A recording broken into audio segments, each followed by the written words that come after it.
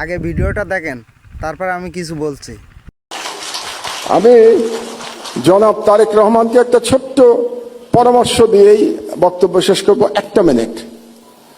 শেখ মুজিবুর রহমান মুক্তিযুদ্ধের সাথে জড়িত ছিলেন না, তিনি জানতেন না মুক্তিযুদ্ধ কিভাবে হয়েছে, এবং তিনি ফিরে এসেও জানার চেষ্টা করেন নাই মুক্তিযুদ্ধ কিভাবে হয়েছে।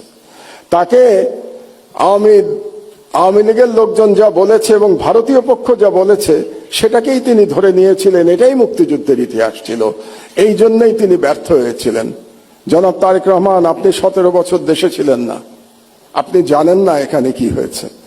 আপনার বিশিষ্ট লোকজন আপনাকে যা বলেছে এটাই আপনি শুনেছেন, এবং এখন যারা মিডিয়ার নতুন বন্ধুরা আপনাকে যেটা বলছে সেটাই আপনি শুনছেন, এবং সেটাই আপনি মনে করছেন এটাই বাংলাদেশের 17 বছরের ইতিহাস।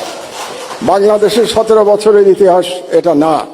সেই ইতিহাস আমি বর্ণনা করব ভবিষ্যতে যদি আপনি এরকম কোনো অনুষ্ঠানের আয়োজন করেন এবং সেই অনুষ্ঠানে আমাকে 15 মিনিট সময় দেন, তাহলে বাংলাদেশের মিডিয়ার ইতিহাস, 50 বছরের ইতিহাস আমি বর্ণনা করব।